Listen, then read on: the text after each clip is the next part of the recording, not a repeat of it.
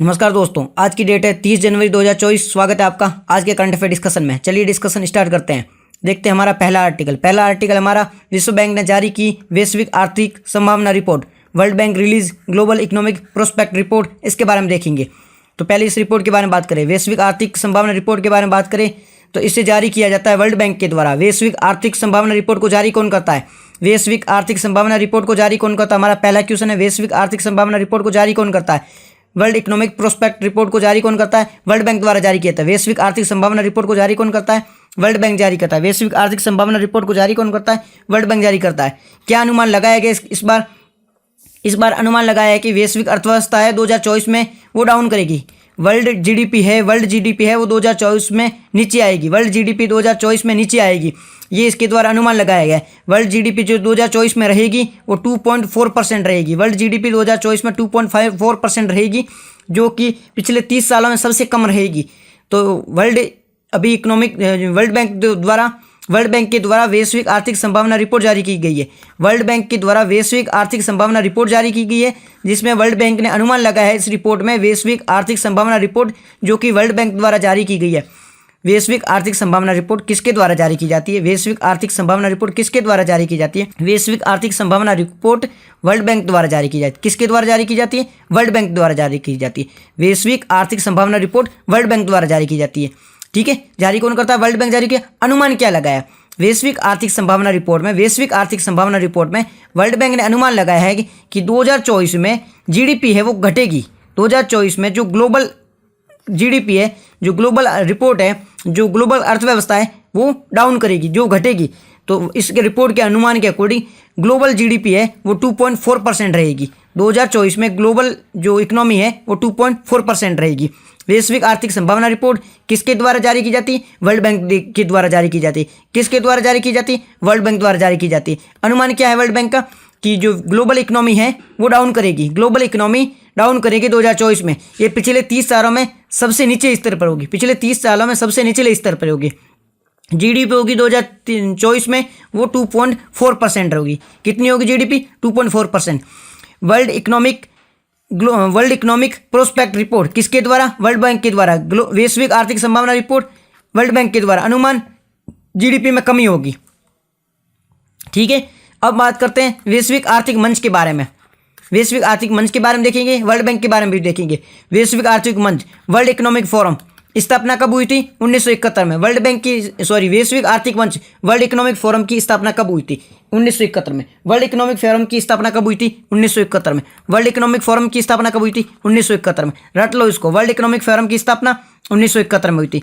Headquarter कहाँ है? Geneva में। हेडक्वार्टर कहाँ है? जिनेवा में। वर्ल्ड इकोनॉमिक फोरम स्थापना कब हुई थी? 1971 में। स्थापना कब हुई थी? 1971 में। हेडक्वार्टर कहाँ है? जिनेवा में। हेडक्वार्टर कहाँ है? जिनेवा में। बैठक कहाँ होती है? दावोस में होती है। बैठक कहाँ होती है? दावोस में होती है। इसकी बैठक, जो महत्वपूर्ण बैठक होती है वो दावोस में होती है।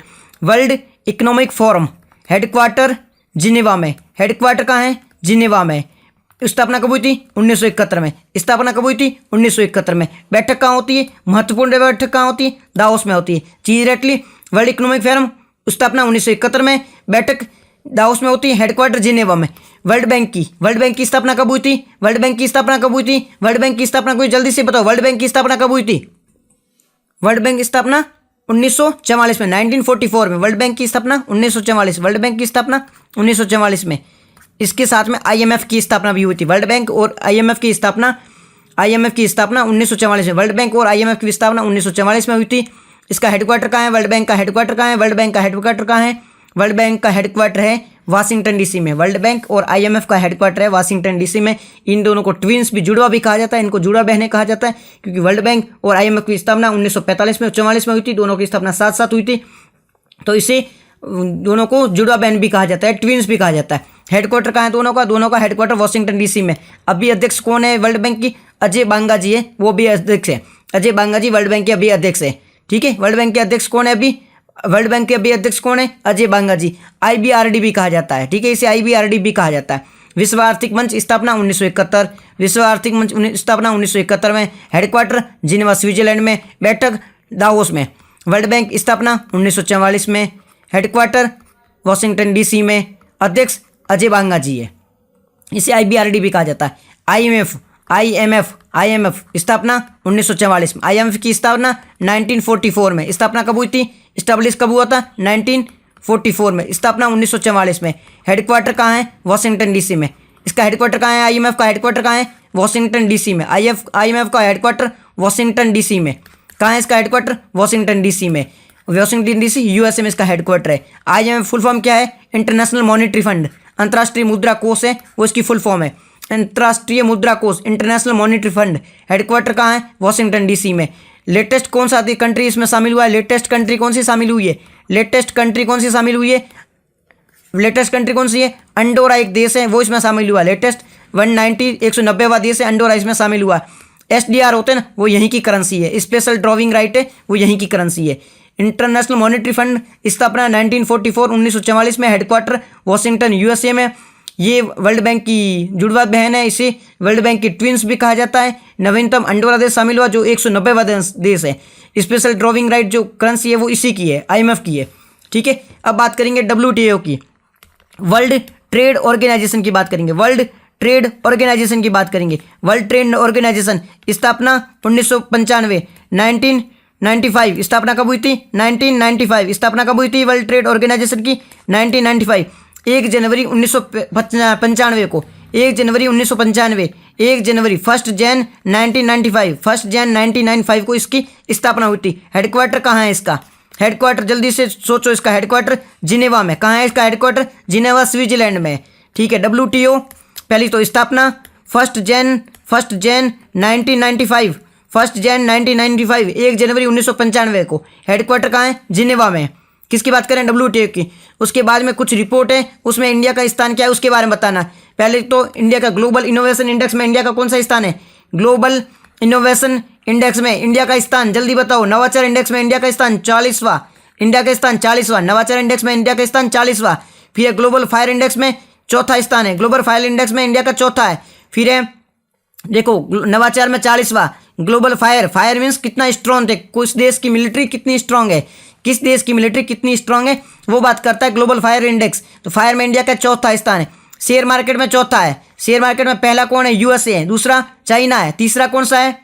तीसरा कौन सा? जापान है। चौथा इंडिया है। पांचवा हांगकांग है। और ग्लोबल फायर में पहला यूएसए, दूसरा रसिया, तीसरा चाइना, चौथा इंडिया। तो ग्लोबल फायर में भी चौथा है, शेयर मार्केट में भी चौथा है। क्लाइमेट चेंज में कौन सा? जल्दी बताओ। क्लाइमेट चेंज पहला किसका है? किसी का भी नहीं है। दूसरा किसका है? किसी का भी नहीं है। तीसरा किसका? किसी का भी नहीं है। 3 स्थान खाली है। चौथा किसका है? नॉर्वे का। और 7वां स्थान है इंडिया का है। तो global climate change performance index में इंडिया का 7वां स्थान है। इंडिया का कौन सा स्थान है? 7वां स्थान है। क्लाइमेट चेंज में 7वां है। और शेयर मार्केट में चौथा, ग्लोबल फायर में चौथा, नवाचार में 40वां, फिर है 111वां। यहाँ पे इंडिया की स्थिति और भी बिगड़ जाती। कहाँ पे बिगड़ी है? ग्लोबल हंगर इंडेक्स 111वां, भूखमरी का 111वां। फिर है gender gap, global gender gap कौन जारी करता है? Gender gap world economic forum जारी करता है। जेंडर गैप कौन जारी करता है? World economic forum. यहाँ पे कितना स्थान है? यहाँ पर 127वां। हंगर 111, भारत में 111। भूखमरी में 111। और जेंडर गैप में, लैंगिक समानता में जेंडर गैप में कितना है? 127वां। फिर है फ्रीडम कितनी है भारत में? फ्रीडम कितनी है? प्रेस फ्रीडम की बात हो रही है। प्रेस फ्रीडम में 161वां। प्रेस फ्रीडम में 161वां। इसे जारी कौन करता है? प्रेस फ्रीडम इंडेक्स को कौन जारी करता है? रिपोर्टर्स विदाउट बॉर्डर्स द्वारा इसे जारी किया जाता है। प्रेस फ्रीडम इंडेक्स किसे जारी किया जाता है? किसके द्वारा? रिपोर्टर विदाउट बॉर्डर द्वारा जारी किया जाता है। रिपोर्टर विदाउट बॉर्डर द्वारा जारी किया जाता है। स्थान कौन सा? 161वां स्थान है। 161वां स्थान है। ठीक है, ग्लोबल हंगर इंडेक्स में 111वां। ग्लोबल जेंडर गैप में 127वां। ग्लोबल जेंडर गैप कौन जारी करता है? World economic forum. Press freedom में 161वां। प्रेस फ्रीडम में 161वां कौन जारी करता है? प्रेस फ्रीडम को रिपोर्टर्स विदाउट बॉर्डर द्वारा जारी किया जाता है। रिपोर्टर्स विदाउट बॉर्डर्स द्वारा जारी किया जाता है। बट ये है ना, इस पर डाउट है, बिकॉज कि ये है ना पाकिस्तान को इंडिया से अच्छा स्थान देता है। तो पाकिस्तान में कितनी फ्रीडम है? चाइना में अच्छा स्थान दिया है। चाइना में कितनी फ्रीडम सबको पता है। ये तो इंडेक्स फेक लग रहा है। ठीक है, बट कोई दिक्कत नहीं है। हम चलेंगे हमारे नेक्स्ट आर्टिकल की ओर। हमारा जो नेक्स्ट आर्टिकल है वो है स्पेस एक्स ने एक मिशन लॉन्च किया है। मिशन का नाम है X3। क्या काम करेगा ये X3 करेगा हमारा जो इंटरनेशनल एजेंसी है जो स्पेस में रहता है, स्पेस में घर बनाए गए, वहाँ पे रहते हैं। ठीक है, एस्ट्रोनॉट रहते हैं वहाँ पे। तो ये X3 मिशन है स्पेस एक्स का। वो 4 यात्री है, उनको यहाँ पे लेके जाएगा। 4 यात्रियों को कहाँ लेके जाएगा? अंतरिक्ष में लेके जाएगा। किसका मिशन है ये स्पेस एक्स का मिशन। मिशन का नाम क्या है? X3 मिशन है। तो X3 के बारे में बात कर लेते हैं। स्पेस एक्स का मिशन है X3। X3 किसका मिशन है? स्पेस एक्स का। सबसे पहले X3 किसका मिशन है? स्पेस एक्स का। X3 किसका मिशन है? स्पेस एक्स का मिशन है। किसका मिशन है? स्पेस एक्स का मिशन। X3 को लॉन्च किसने किया? स्पेस एक्स ने किया। कौन से रॉकेट से किया है? फाल्कन 9 से। कौन से रॉकेट से किया है? फाल्कन 9 रॉकेट से किया है। कौन से रॉकेट से किया है? फाल्कन 9 रॉकेट द्वारा इसे लॉन्च किया गया है। स्पेस एक्स को कौन से रॉकेट के द्वारा लॉन्च किया गया है? फाल्कन 9 के द्वारा लॉन्च किया गया है। ठीक है, स्पेस एक्स को कौन से रॉकेट द्वारा लॉन्च किया गया है? फाल्कन 9 के द्वारा लॉन्च किया गया है। ठीक है, स्पेस एक्स को कौन से रॉकेट द्वारा लॉन्च किया गया? फाल्कन 9 द्वारा लॉन्च किया गया। ठीक है, समझ में आ गई क्यों लॉन्च किया गया है? लॉन्च किया गया है इससे 4 यात्री है, उनको कहाँ भेजना है? 4 यात्रियों को भेजना है स्पेस में। 4 यात्रियों को भेजना है स्पेस में, इसके द्वारा इसलिए लॉन्च किया गया है। स्पेस एक्स का एक मिशन अभी लॉन्च किया है स्पेस एक्स ने, जिसका नाम है X3 मिशन। क्यों लॉन्च किया गया है? मिशन लॉन्च किया गया, 4 यात्री है, उनको स्पेस में भेजना है। किसके द्वारा किया गया? स्पेस एक्स के द्वारा। कौन से रॉकेट का यूज किया है? फाल्कन 9 के द्वारा। ठीक है, कहाँ जाएगा ये जाएगा अंतरिक्ष में जाएगा। क्यों जाएगा? 4 रॉकेट को लेके जाएगा। किस किस को भेजा जा रहा है? इसमें 4 लोगों को भेजा जा रहा है, बट इसमें एक है ना, वो है टर्की के पहले व्यक्ति है, टर्की के पहले साइंटिस्ट है जिनको स्पेस में भेजा जा रहा है। नाम क्या है इसका? अल्पर गेजोवर्सी इसका नाम है। क्या नाम है इसका? अल्पर गेजोवर्सी है। इसको अंतरिक्ष में भेजा जा रहा है। ये टर्की के पहले व्यक्ति है जिसको अंतरिक्ष में भेजा जा रहा है। टर्की के पहले व्यक्ति जिसको अंतरिक्ष में भेजा जा रहा है। कौन से कैप्सूल में भेजा जा रहा है? फ्रीडम नाम का एक कैप्सूल है, उसमें बैठाकर भेजा जा रहा है। स्पेस एक्स का मिशन का भी कौन सा है? X3 मिशन है। किसका है? स्पेस एक्स का। कौन से रॉकेट के द्वारा लॉन्च किया जाता है? फाल्कन 9 के द्वारा इसे लॉन्च किया जा रहा है। कहाँ भेजा जा रहा है? कैप्रिनेस स्पेस है, वहाँ भेजा जा रहा है। ठीक है, कहाँ से लॉन्च किया जा रहा है? ये कैनरी स्पेस स्टेशन है, वहाँ से लॉन्च किया जा रहा है। क्यों लॉन्च किया जा रहा है? स्पेस में भेजा जाएगा, 4 लोगों को स्पेस में भेजा जाएगा। एक टर्की के हैं अल्पर गेजोवर्सी, इनको भी भेजा जा रहा है फ्रीडम कैप्सूल में बिठाकर। समझ में आ गया? फिर है टर्की के बारे में बात करें। टर्की के स्पेस साइंटिस्ट को भेजा जा रहा है स्पेस में, तो इसके बारे में बात करें टर्की की। टर्की की कैपिटल कौन सी है? अंकारा। टर्की की कैपिटल अंकारा। टर्की की कैपिटल कौन सी है? अंकारा। टर्की की कैपिटल अंकारा। टर्की की मुद्रा कौन सी है? लीरा। टर्की की मुद्रा कौन सी है? लीरा। टर्की की मुद्रा कौन सी है? लीरा। कैपिटल एंड राजधानी कौन सी है? अंकारा।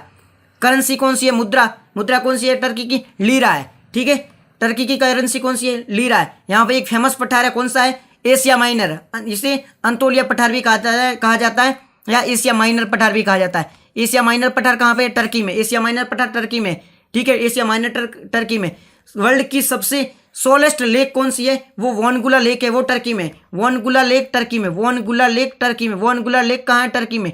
वोनगुला लेक कहाँ है? टर्की में, जो कि वर्ल्ड की सोलेस्ट लेक है। क्योंकि यूरोप का मरीज भी कहा जाता है। यूरोप और एशिया दोनों महाद्वीप में आता है। टर्की कैपिटल कौन सी है? अंकारा। टर्की कैपिटल कौन सी? अंकारा। Currency lira. एशिया का माइनर पठार भी यहाँ पे वोनगुला लेक भी है। एशिया का यूरोप का मरीज कहा जाता है।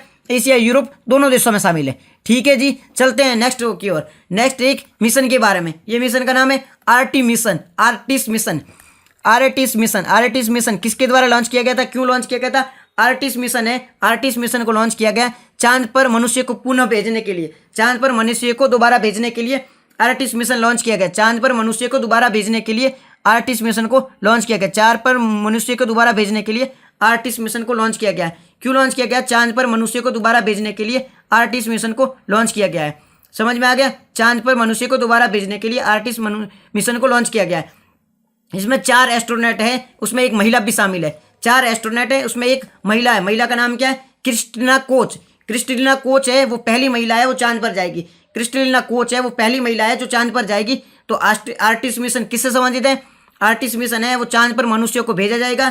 इसमें 4 एस्ट्रोनॉट है, उनको चांद पर भेजा जाएगा। इसमें एक महिला है, महिला का नाम है क्रिस्टीना कोच, जो पहली महिला है वो चांद पर जाएगी। उसके बाद में TVD1 का क्या नाम है? फुल फॉर्म TVD1 का है test vehicle demo first. Test vehicle demo first TVD1 का फुल फॉर्म है test vehicle D1 first. Test vehicle D1 first and demo first है। ये इंडिया का मिशन है। इसमें इंडिया द्वारा मून पर मानव भेजे जाने का प्रोग्राम चलाया जा रहा है। इंडिया के द्वारा मून पर मानव भेजे जाने के लिए गगनयान मिशन को लॉन्च किया जाएगा। गगनयान मिशन है वो इंडिया लॉन्च करेगा 2025-26 में। इसमें इंडिया का टारगेट है कि मून पर मानव को भेजा जाएगा। इंडिया का टारगेट है कि मून पर मानव को भेजा जाएगा 2025-26 में। इसके लिए इंडिया गगनयान का प्लान कर रहा है। अब गगनयान में मानव भेजने के लिए इंडिया ने अभी एक टेस्ट किया, जिसका टेस्ट का नाम है TVD1 first and test vehicle demo first है। इस टेस्ट में क्या किया गया था, इस टेस्ट के माध्यम से मानव को अंतरिक्ष में भेजने का, मून पर भेजने का प्लान किया जा रहा है, टेस्ट किया जा रहा है, सक्सेसफुली जा सकता नहीं जा सकता। तो टेस्ट D1 फर्स्ट क्या है, टेस्ट व्हीकल डेमो फर्स्ट क्या है, इसमें इंडिया के द्वारा मून पर मानव भेजने के लिए एक गगनयान का प्लान किया जा रहा है। उस गगनयान में पहला टेस्ट है वो टेस्ट D1 फर्स्ट में किया गया है। ठीक है जी, ये इसके बारे में देख लिया। अब GSAT-20 किसके द्वारा लॉन्च किया गया था, फाल्कन 9 लॉन्च द्वारा किया गया था। GSAT-20 किसके द्वारा, फाल्कन 9 रॉकेट के द्वारा, GSAT-20 फाल्कन 9 के द्वारा, GSAT-20 फाल्कन 9 रॉकेट के द्वारा लॉन्च किया गया था। अब PSLV C-58 के द्वारा कौन सा रॉकेट लॉन्च किया गया था, PSLV C-58 के द्वारा क्या लॉन्च किया गया था, PSLV C-58 के द्वारा एक तो किया था एक्सपोसैट और दूसरा किया गया था पोइम, एक्सपोसैट और पोइम 3 PSLV C-58 के द्वारा लॉन्च किया गया था। राष्ट्रीय अंतरिक्ष दिवस कब मनाया जाता है, राष्ट्रीय अंतरिक्ष दिवस 23 अगस्त को मनाया जाता है। क्यों मनाया जाता है 23 अगस्त को, क्योंकि 23 अगस्त 2023 के दिन चंद्रमा पर हमारा जो थर्ड मिशन था चंद्रयान 3 है वो मून पर लैंड किया था।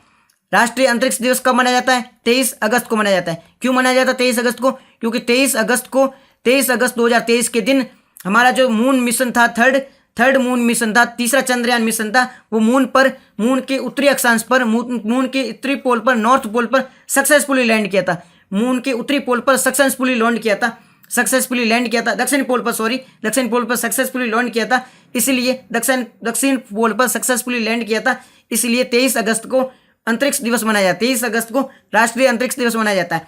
कब मनाया जाता है राष्ट्रीय अंतरिक्ष दिवस कब मनाया जाता है, 23 अगस्त को। राष्ट्रीय अंतरिक्ष दिवस 23 अगस्त को मनाया जाता है। क्यों मनाया जाता है, क्योंकि 23 अगस्त 2023 के दिन हमारा जो मून मिशन था, तीसरा चंद्रयान मिशन था, वो सक्सेसफुली मून पे उतरा था। कौन से पॉइंट पर उतरा था, शिव शक्ति पॉइंट पर। कौन से पॉइंट पर उतरा था, शिव शक्ति पॉइंट पर उतरा था, इसलिए इसे मनाया जाता है। कौन से रॉकेट पे लॉन्च किया था, कौन से रॉकेट से चंद्रयान मिशन 3 को लॉन्च किया गया था, तो ये था LVM 3rd MV द्वारा इसे लॉन्च किया गया था। LVM 3rd MV द्वारा इसे लॉन्च किया गया था। LVM 3rd MV द्वारा इसे लॉन्च किया गया था। 23 अगस्त को ये उतरा था, इसलिए 23 अगस्त को राष्ट्रीय अंतरिक्ष दिवस घोषित किया गया। ठीक है जी, उसके बाद में चलते हैं हमारे नेक्स्ट क्वेश्चन की ओर। हमारा जो नेक्स्ट आर्टिकल है वो है विश्व आर्थिक मंच के द्वारा वार्षिक बैठक में विश्व कल्याण और लैंगिक समानता की गठबंधन की घोषणा की गई है। इंडिया ने अभी किया अनाउंसमेंट, ग्लोबल वेलबिंग और जेंडर इक्वालिटी कोलेक्शन की बात करिए तो एनुअल मीटिंग थी वर्ल्ड इकोनॉमिक फोरम की। ठीक है, पहली बात करते हैं विश्व कल्याण एवं लैंगिक समानता गठबंधन के बारे में। विश्व कल्याण एंड लैंगिक समानता गठबंधन के बारे में बात करें, इसे कहाँ स्थापित किया गया है, विश्व कल्याण लैंगिक समानता गठबंधन को कहाँ स्थापित किया गया है। विश्व कल्याण लैंगिक समानता गठबंधन को वर्ल्ड इकोनॉमिक फोरम की अभी बैठक हो रही थी दावोस में, वर्ल्ड इकोनॉमिक फोरम की दावोस में बैठक हो रही थी। इस दौरान भारत ने वर्ल्ड इकोनॉमिक फोरम की दावोस बैठक में भारत ने विश्व कल्याण एवं लैंगिक समानता गठबंधन की घोषणा की। अभी भारत ने विश्व कल्याण एवं लैंगिक समानता की गठबंधन के लिए घोषणा की है कि हम ऐसा गठबंधन बनाएंगे जो विश्व कल्याण और लैंगिक समानता के बारे में बात करेगा। इसकी घोषणा भारत ने विश्व आर्थिक मंच की दावोस बैठक में की थी। विश्व आर्थिक मंच वर्ल्ड इकोनॉमिक फोरम है, इसकी अभी दावोस में बैठक चल रही है, इसके दौरान भारत ने इसकी घोषणा करी है। पहले तो क्यों की है, किसके लिए की गई है, तो ये महिलाओं के लिए की गई। इसमें महिलाओं की शिक्षा है, स्वास्थ्य है और उद्यम पर निवेश करने के लिए बात की। महिला की एजुकेशन, महिला की हेल्थ और उन्हें एंटरप्रेन्योरशिप बनाने के लिए इन्वेस्ट करने की बात की गई है। ठीक है, किसके द्वारा बनाया गया विश्व कल्याण और लैंगिक समानता गठबंधन, भारत के द्वारा। कहाँ, वर्ल्ड इकोनॉमिक फोरम की दावोस बैठक में। किसके लिए बनाया गया, महिलाओं की हेल्थ, एजुकेशन और इन्वेस्टमेंट के लिए इस पर इन्वेस्ट करने के प्लान है। ठीक है, पार्टनर कौन है, इन्वेस्ट इंडिया और Bills and Million Gates Foundation है, वो इसका पार्टनर है। इन्वेस्ट इंडिया और मिलियन गेट्स फाउंडेशन है, वो उसका पार्टनर है। ठीक है, उसके बाद में बात करते हैं फूड एंड एग्रीकल्चर ऑर्गेनाइजेशन की, FAO की। FAO का हेडक्वार्टर कहाँ है, रोम, इटली में। FAO का हेडक्वार्टर कहाँ है, FAO Food and Agriculture Organization headquarter कहाँ है इसका, हेडक्वार्टर इसका रोम, इटली में। FAO का हेडक्वार्टर कहाँ है, रोम, इटली में। ठीक है, स्थापना कब हुई थी, 1945 में हुई थी। FAO की स्थापना कब हुई थी, 1945। वर्ल्ड बैंक की 1944 में, वर्ल्ड बैंक की 1944 में। WHO WTO 1995 में। ठीक है, तो FAO की स्थापना 1945 में हुई थी। 16 अक्टूबर 1945 को FAO की स्थापना हुई थी। 16 अक्टूबर 1945 को FAO की स्थापना हुई थी। ठीक है, इसका हेडक्वार्टर कहाँ है, रोम, इटली में। रोम, इटली में इसका हेडक्वार्टर है। अभी क्यों न्यूज़ में, अभी न्यूज़ में इसलिए है कि मत्स्य पालन समिति का उपाध्यक्ष भारत बन गया है। भारत अभी FAO की मत्स्य पालन समिति है उसका उपाध्यक्ष बन गया। FAO की मत्स्य पालन समिति का भारत उपाध्यक्ष बना, इसलिए न्यूज में। उसके बाद में Big Cat Alliance. Big Cat Alliance किसके द्वारा बनाया गया? बिग कैट अलायंस भारत के द्वारा बनाया गया। बिग कैट अलायंस किसके द्वारा बनाया गया? भारत के द्वारा। इसमें क्या किया जाएगा? इसमें शेर है, चीता है, बाघ है, तेंदुआ है, ये सारी बिग कैट कही जाती है। शेर, चीता, बाघ, तेंदुआ ये सब किस में आता है? ये बिग कैट में आता है। तो इसके संरक्षण के लिए भारत ने बिग कैट अलायंस बनाया। कौन कौन से देश शामिल है इसमें? भारत, बांग्लादेश, भूटान, नेपाल, जहाँ जहाँ ये बिग कैट पाई जाती है वो सारे देश शामिल है। तो बिग कैट अलायंस किसने घोषणा करी है? भारत ने की है। क्या किया जाएगा? बिग कैट का संरक्षण किया जाएगा। उसके बाद में global biofuels alliance. Global biofuel alliance. Global biofuel alliance किसने घोषणा की? भारत ने। Global biofuels alliance. Global biofuels alliance. Global biofuels alliance किसने घोषणा की है? भारत ने की है। ग्लोबल बायोफ्यूल्स अलायंस की घोषणा किसने की? ग्लोबल बायोफ्यूल अलायंस की घोषणा किसने की? भारत के द्वारा की गई है। कहाँ की गई थी? G20 का समिट हुआ था दिल्ली में, इस दौरान घोषणा की थी। G20 का समिट अभी कहाँ हुआ था? 2023 का दिल्ली में हुआ था। G20 का 2023 का समिट कहाँ हुआ था? दिल्ली में हुआ था। 2024 में कहाँ होगा? ब्राजील में होगा। 23 में दिल्ली, 24 में ब्राजील। घोषणा की गई थी, इस दौरान घोषणा की थी ग्लोबल बायोफ्यूल अलायंस की। किसके द्वारा की गई थी? भारत के द्वारा। एम क्या है? पेट्रोल में 20% इथेनॉल मिलाना। पेट्रोल में 20% इथेनॉल मिलाने के लिए घोषणा की थी ग्लोबल बायोफ्यूल अलायंस। कहाँ घोषणा की? G20 में। कहाँ हुआ था? G20 2023 का दिल्ली में हुआ था। 24 का कहाँ होगा? ब्राजील में होगा। क्या घोषणा की गई? घोषणा की गई थी पेट्रोल में 20% इथेनॉल मिलाने के लिए ग्लोबल बायोफ्यूल अलायंस बनाया गया है। ठीक है जी। उसके बाद में चलते हैं, बात करते हैं वर्ल्ड इकोनॉमिक फोरम की, विश्व आर्थिक मंच की। Headquarter Geneva. स्थापना 1971 में। स्थापना कब हुई है? 1971 में। हेडक्वार्टर जिनेवा में, स्थापना 1971 में। महत्वपूर्ण बैठक कहाँ होती है? दावोस, स्विट्जरलैंड में। महत्वपूर्ण बैठक कहाँ होती है? दावोस में होती है। हेडक्वार्टर कहाँ? जिनेवा, स्विट्जरलैंड में। स्थापना 1971 में। नेम की अभी बैठक कहाँ होती? कंपाला, युगांडा में। ठीक है। मैं नेम की अभी बैठक कहाँ होती? कंपाला, युगांडा में हुई थी। ठीक है। नेम की बैठक कहाँ होती? कंपाला, युगांडा में। उसके बाद में वर्ष 2024 के लिए पद्म पुरस्कारों की घोषणा की गई है। पद्म अवार्ड की घोषणा की गई, उसके बारे में देखेंगे। तो सबसे पहले बात करेंगे पद्म अवार्ड की। पद्म अवार्ड की बात करें तो एक बार पद्म अवार्ड के बारे में थोड़ा डिटेल से देख लेते हैं। पद्म अवार्ड की श्रेणी में 4 अवार्ड होते हैं। पद्म अवार्ड की श्रेणी में 4 अवार्ड होते हैं। ठीक है। पद्म अवार्ड की श्रेणी में 4 अवार्ड होते हैं। पद्म अवार्ड इस श्रेणी में 4 अवार्ड होते हैं। सबसे बड़ा अवार्ड है वो है भारत रत्न। पद्म अवार्ड की श्रेणी में सबसे बड़ा अवार्ड है वो भारत रत्न है। ठीक है। ये अभी किसको दिया गया है? ये बिहार के पूर्व चीफ मिनिस्टर थे, उनको दिया गया है। तो सबसे बड़ा अवार्ड होता है भारत रत्न। उसके बाद होता है पद्म विभूषण। उसके बाद में होता है पद्म विभूषण। उसके बाद में ना आपको वर्ल्ड से है ना, ये नंबर कितने हैं, वर्ल्ड में कितने संख्या, उस आधार पर याद रखना। इसमें 4 वर्ल्ड है तो ये सबसे बड़ा होगा। उसके बाद में पद्म भूषण, देखो 3 ही है। उसके बाद में पद्म श्री, ये 1 ही है तो सबसे छोटा। तो सबसे बड़ा है भारत रत्न। ठीक है। सबसे बड़ा है भारत रत्न है। उसके बाद में पद्म विभूषण है। उसके बाद में पद्म भूषण और पद्म श्री। ये पद्म अवार्ड की श्रेणी में 4 अवार्ड होते हैं। भारत रत्न, पद्म विभूषण, पद्म भूषण और पद्म श्री। पद्म ये जो अवार्ड है ना, हर साल 26 जनवरी के दिन हर साल ये दिए जाते हैं। 26 जनवरी के दिन हर साल ये अवार्ड दिए जाते हैं। ये थोड़े कम दिए जाते, इस बार ये 5 दिए गए हैं, ये 17 दिए गए हैं। ये पद्मश्री है वो 110 दिए गए हैं। तो हर साल ये दिए जाते हैं। इस बार ये किसको दिए गए? ये हमारे जो एक्स सीएम थे बिहार के, उनको दिया गया था। कर्पूरी ठाकुर जी है, वो बिहार के एक्स सीएम है, उनको ये दिया गया था। कर्पूरी ठाकुर जी, जिनको जननायक भी कहा जाता है, ओबीसी कास्ट जाते हैं, जननायक कहा जाता है। इन्होंने ओबीसी के लिए बहुत अच्छा काम किया है। और भी मिड डे मील स्कीम वगैरह है, वो सब इन्हीं की देन है।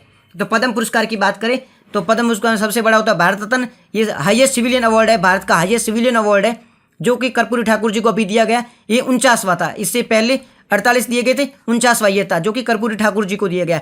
ये मरणोपरांत मरने के बाद भी दे सकते हैं, जिंदा लोगों को भी दिया जा सकता है, भारतीयों को दिया जा सकता है, एनआरआई को भी दिया जाता है, विदेशियों को भी दिया जा सकता है। ठीक है। इन सबको ये जाता है भारत रत्न। उसके बाद में बात करते हैं पद्म भूषण की, पद्म विभूषण और पद्म श्री। पद्म भूषण ये भी जिंदा और मृत्यु दोनों को दिया जाता है। ठीक है। भारतीयों को भी दिया जाता है, विदेशियों को भी दिया जाता है। अभी ये 5 लोगों को दिया जाता है। किस किस को 5 को दिया गया है? सबसे पहले बात करते हैं विंदेश्वर पाठक को दिया गया है। विंदेश्वर पाठक है, इनको मरणोपरांत दिया गया है। विंदेश्वर पाठक जी है, इनको मरणोपरांत दिया गया है, सोशल काम करने के लिए दिया गया। ठीक है। मरणोपरांत दिया गया विंदेश्वर पाठक जी, इनको मरणोपरांत दिया गया है, सोशल काम किया है इसलिए इन्होंने दिया था। इन्होंने क्या सोशल सर्विस में क्या काम किया था? इन्होंने जो बाथरूम वगैरह है ना, शौचालय वगैरह, इनकी स्थापना में महत्वपूर्ण भूमिका निभाई थी। तो ये विंदेश्वर पाठक जी को। उसके बाद में चिरंजीवी जो अभिनेता है, साउथ के अभिनेता है ना चिरंजीवी, इनको दिया गया है। ठीक है। आर्ट फॉर्म में इनको दिया, आर्ट के लिए दिया गया। उनके बाद में वेंकैया नायडू जी, ये भी हमारे एक्स वाइस प्रेसिडेंट थे, हमारे भूतपूर्व वाइस प्रेसिडेंट, उपराष्ट्रपति, इनको दिया गया है। उसके बाद में वैजयंती माला, जो कि भारतनाट्यम में अभिनेत्री इनको दिया गया है। उसके बाद में सुब्रमण्यम है, पद्मा सुब्रमण्यम इनको दिया गया। किन किन 5 लोगों को दिया गया है? विंदेश्वर पाठक को मरने के बाद दिया गया विंदेश्वर पाठक को। चिरंजीवी जी को दिया गया है, फिर वेंकैया नायडू जी को, वैजयंती माला जी को और पद्मा सुब्रमण्यम जी को दिया गया है। पद्मा सुब्रमण्यम और वैजयंती माला दोनों भरतनाट्यम की एक्ट्रेस, इनको दिया गया है। फिर पद्म भूषण और पद्मश्री। पद्म भूषण की बात करें तो पद्मश्री देख लेते हैं। पद्म भूषण की बात करें, ये एक्टर मिथुन को दिया गया, मिथुन चक्रवर्ती को। और दिया गया है हमारी जो ये सुप्रीम कोर्ट की पहली महिला न्यायाधीश थी, सुप्रीम कोर्ट की पहली महिला न्यायाधीश थी, जिसका नाम था फातिमा बीबी। सुप्रीम कोर्ट की पहली महिला न्यायाधीश कौन थी? फातिमा बीबी। सुप्रीम कोर्ट की पहली महिला न्यायाधीश कौन थी? फातिमा बीबी। इनको अवार्ड दिया गया। कौन सा अवार्ड दिया गया इनको अभी दिया गया है पद्म भूषण फातिमा बीबी को और मिथुन चक्रवर्ती, इन दोनों को दिया गया है। फातिमा बीबी को, मिथुन चक्रवर्ती को, इन दोनों को अवार्ड दिया गया है अभी पद्म भूषण। पद्म विभूषण की बात करें, रोहन बोपन्ना अभी टेनिस में नंबर 1 बने इनको। फिर जोशना चिन्नप्पा, ये स्क्वेयर गेम के लिए इनको दिया गया। फिर पार्वती बउआ, ये महिला पहली महावत, हाथी को कंट्रोल करने वाली पहली महिला बनी है, महिला महावत। ठीक है, महिला महावत पार्वती बउआ, इनको दिया गया है। ठीक है, ये पद्मश्री, पद्म भूषण, पद्म विभूषण के बारे में था। नेक्स्ट हमारा 5वां जो आर्टिकल है वो 18वीं शिक्षा की वार्षिक रिपोर्ट के बारे में, बियॉन्ड बेसिक ने अभी जारी की है वार्षिक रिपोर्ट, इसके बारे में। तो अभी क्या हुआ है, ऐसे यानी कि एनुअल सिचुएशन एजुकेशन रिपोर्ट है, शिक्षा की वार्षिक स्थिति रिपोर्ट है। शिक्षा की वार्षिक स्थिति रिपोर्ट अभी जारी की गई है। शिक्षा की वार्षिक स्थिति report, annual situation education report, शिक्षा की वार्षिक स्थिति रिपोर्ट अभी जारी की गई है। ठीक है, सबसे पहले इसको जारी किसने किया है? शिक्षा की वार्षिक स्थिति रिपोर्ट को जारी किसने किया? ये एक एनजीओ द्वारा जारी किया गया, जिसका नाम है प्रथम एनजीओ के द्वारा जारी किया गया, जिसका नाम है प्रथम एनजीओ।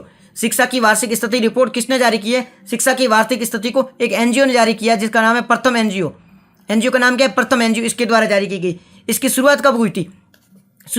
शिक्षा की जो एनुअल रिपोर्ट है, इसकी शुरुआत कब हुई थी? 2005 में। सब शुरुआत कब हुई थी? 2005 में। अभी कौन सी हुई है? अभी 18वीं है। शिक्षा की जो रिपोर्ट है ये अभी कौन सी? 18वीं है। शुरुआत कब हुई थी? 5वीं, अभी 18वीं रिपोर्ट है। क्या किया इसमें? इस साल का थीम क्या है? इस साल का थीम क्या है? बियॉन्ड बेसिक इस साल का थीम है। इसमें क्या क्या फाइंडिंग क्या है इसमें? पहले तो 14 से 18 वर्ष के जो बच्चे हैं उनका जो एजुकेशन में एनरोलमेंट है वो 86% है। 86% है वो एनरोलमेंट है 14 से 18 वर्ष की बच्चों का। युवाओं क्लास में जो युवा है ना, उनके पास फ़ोन बहुत ज़्यादा है। और कला वर्ग आर्ट में युवा ज़्यादातर इनरोल होते हैं। ठीक है, साइंस और आर्ट्स में कॉमर्स में कम होते हैं, आर्ट्स में ज़्यादा होते हैं। इतनी टैलेंट होता है तो आर्ट्स में ज़्यादा होते हैं। ठीक है, फिर ग्रामीण बच्चों का नामांकन के बारे में बात की गई है, लर्निंग के बारे में बात की है। ये सही इस रिपोर्ट की फाइंडिंग थी। किसने किया था? प्रथम एनजीओ द्वारा जारी किया था। शुरुआत 2005 में हुई थी, अभी 18वीं रिपोर्ट थी। ठीक है, ये पूरा इस रिपोर्ट के बारे में था। उसके बाद में शिक्षा को संविधान की कौन सी सूची में शामिल किया गया था? स्टार्टिंग में मूल संविधान की बात करें तो ये राज्य सूची का विषय था। अभी ये है संवर्ती सूची का है। 42वें संविधान संशोधन के द्वारा इसे संवर्ती सूची में ऐड कर दिया गया। मूल संविधान में ये राज्य सूची में था। राष्ट्रीय शिक्षा नीति कस्तूरी रंजन समिति की रिपोर्ट के आधार पर, राष्ट्रीय शिक्षा नीति है ना 2020 की, वो कस्तूरी रंजन समिति बनाई गई थी, उसकी सिफारिशों के आधार पर लाई गई थी। ठीक है, उसके बाद में आर्टिकल 21A मतलब राइट टू एजुकेशन है, वो कौन से आर्टिकल में ऐड किया गया? राइट टू एजुकेशन कौन से आर्टिकल में? वो 21A में। कौन से संविधान संशोधन के द्वारा इसे ऐड किया गया? ये 86 संविधान संशोधन 2002 में आया था। 86वां संविधान संशोधन अधिनियम 2002 में लाया गया था। 86वां कॉन्स्टिट्यूशन अमेंडमेंट एक्ट 2002 में लाया गया था। उसके अकॉर्डिंग, उसके आधार पर राइट टू एजुकेशन संविधान के आर्टिकल 21A में ऐड किया गया। अनुच्छेद 21A में राइट टू एजुकेशन 86वें संविधान संशोधन अधिनियम 2002 में ऐड किया गया है। 86वें संविधान संशोधन आर्टिकल कौन सा संविधान का? संविधान अनुच्छेद कौन सा है? अनुच्छेद 21A। ठीक है, राइट टू एजुकेशन को। फिर है डीम्ड यूनिवर्सिटी किसे घोषित किया गया? डीम्ड यूनिवर्सिटी NCERT को घोषित किया गया, डीम्ड यूनिवर्सिटी NCERT को। उसके बाद में है अरुणाचल प्रदेश में कुछ जो विशेष उत्पादक है, कुछ प्रोडक्ट है, उनको GI टैग मिला है। अरुणाचल प्रदेश में कुछ प्रोडक्ट को GI टैग मिला है, इसके बारे में बात करते हैं। GI टैग क्या होता है? ज्योग्राफिकल इंडिकेटर होता है। ऐसे प्रोडक्ट को दिया जाता है जो उस एरिया में विशिष्ट हो, और ये देने के बाद में उसे कोई एरिया क्लेम नहीं कर सकता है, तो उसकी वैल्यू बढ़ जाती है। इसलिए जीआई टैग दिया जाता है। इसके लिए एक्ट भी आया था 1999 में, एक एक्ट है जो कि जीआई टैग की बात करता है। पेरिस एग्रीमेंट है इससे संबंधित, उसके बारे में बात करते हैं। WTO का ट्रिप्स एग्रीमेंट है, वो भी इसके बारे में बात करता है। तो जीआई टैग स्थापना कब हुई थी, कौन से एक्ट के माध्यम से? 1999 में एक्ट आया था, 1999 एक्ट था, उसके आधार पर इसकी स्थापना हुई थी। 1999 के एक्ट के आधार पर। कौन से मंत्रालय के अंतर्गत आता है? वाणिज्य, कॉमर्स मिनिस्ट्री के अंतर्गत आता है। कौन से मिनिस्ट्री के अंतर्गत आता है? कॉमर्स मिनिस्ट्री के अंतर्गत आता है। पहला कब दिया गया था? पहला 2004 में किसे दिया गया था? चाय को, दार्जिलिंग की चाय को 2004 में 2004 में दार्जिलिंग की चाय को दिया गया था। अभी किसको दिया गया? अभी अरुणाचल प्रदेश के 12 प्रोडक्ट को दिया गया। कौन कौन से? 12 का नाम आपको याद नहीं रखना, कुछ को यह नाम याद रखना है, जैसे कि एक है अपातानी कपड़ा, अरुणाचल प्रदेश के अपातानी कपड़ा को, अरुणाचल प्रदेश के अपातानी कपड़ा को। फिर अरुणाचल प्रदेश का एक और कपड़ा है मोनपा, अपातानी कपड़ा, मोनपा कपड़ा, निसी कपड़ा, सिंगपो चाय और अंगवा बाजरा। 5 प्रोडक्ट का आपको नाम याद रखना है। एक है अंगपा कपड़ा अरुणाचल प्रदेश का, जिससे जीआई टैग, अंगपा कपड़ा, मोनपा कपड़ा, निसी कपड़ा, सिंगपो चाय और अंगवा बाजरा। मोनपा, अपातानी, मोंगपा, निसी, सिंगपो, अगवा, अपातानी, मोनपा, निसी, सिंगपो, अगवा, अपातानी, मोनपा, निसी, सिंगपो, अगवा, अपातानी, मोनपा, निसी, सिंगपो, अगवा। ये 5 है, इनको जीआई टैग दिया गया। 5 कपड़े जिनको जीआई टैग दिया गया। अरुणाचल प्रदेश के 12 प्रोडक्ट में 5 प्रोडक्ट है जिनको जीआई टैग दिया गया। अपातानी कपड़ा, मोंगपा, निसी, सिंगपो और अगवा 5 प्रोडक्ट को दिया गया। ये 10 वर्षों के लिए दिया जाता है। 10 वर्षों के बाद में से वापस करवाना पड़ता है। 1999 में वाणिज्य मंत्रालय के अंतर्गत आता है। 2004 में दार्जिलिंग चाय को पहली बार दिया गया, दार्जिलिंग चाय को पहली बार दिया गया था। अभी खजूर में किसको दिया गया है? खजूर कौन से राज्य का? गुजरात का है। खजूर गुजरात राज्य का, जिसको जीआई टैग दिया गया। खजूर गुजरात राज्य का, ठीक है। उसके बाद में ये है चुनगी, ये किसको दिया? अरुणाचल प्रदेश में याक के पनीर को दिया है। उसके बाद तंगसा अरुणाचल प्रदेश में वस्त्र है, ठीक है। खामती चावल अरुणाचल प्रदेश के हैं, इनको दिया गया। अरुणाचल प्रदेश के बारे में बात करें, अरुणाचल प्रदेश की स्थापना 1987 में हुई थी। 1987 में अरुणाचल प्रदेश की स्थापना हुई थी। कब हुई थी? 1987 में हुई थी। अरुणाचल प्रदेश की स्थापना कब हुई थी? 1987 में। कैपिटल कौन सी? ईटानगर।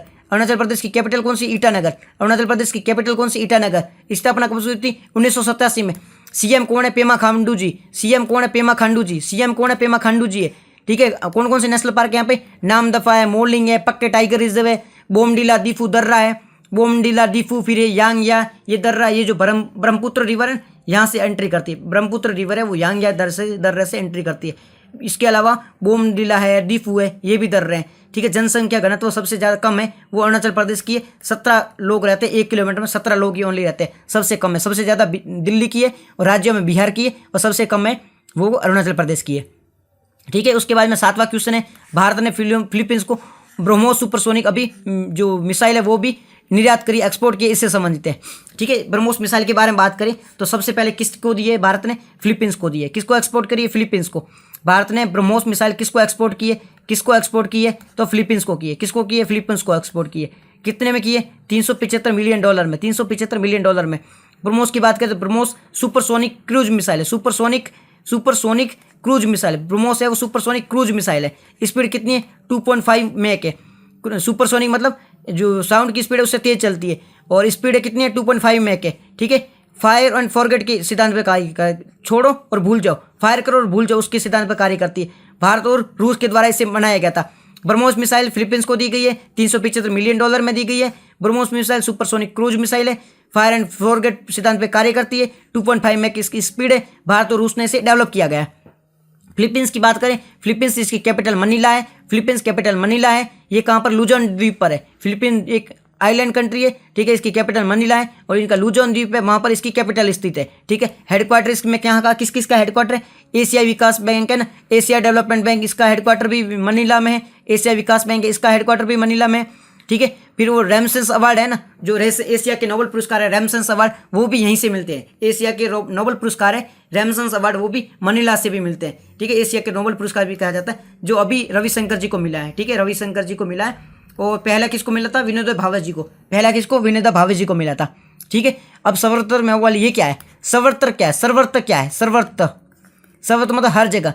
ये अभी एक चलता फिरता मोबाइल सिस्टम है। इसमें अगर आपको एक जगह से, ये जैसे ब्रिज है, ये पहाड़ है, आपको एक पहाड़ से दूसरी पहाड़ जाना है तो एक ब्रिज पे, तो चलता फिरता ब्रिज है, चलता फिरता ब्रिज यानी मोबाइल ब्रिजिंग सिस्टम है ये सर्वत्र। 26 जनवरी का इसको इनोग्रेट किया गया था, 26 जनवरी के दिन।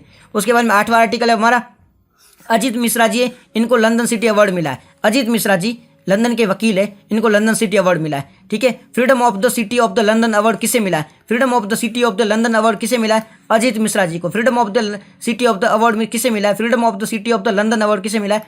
अजीत मिश्रा जी। अभी आपको इतना याद रखना, freedom of the city of the London award किसे मिला है? अजीत मिश्रा जी को। अजीत मिश्रा जी को। जावेद अख्तर जी को, जावेद अख्तर जी को कौन सा अवार्ड मिला है? वो पद्म पाणी अवार्ड मिला है। जावेद अख्तर जी को कौन सा अवार्ड मिला है?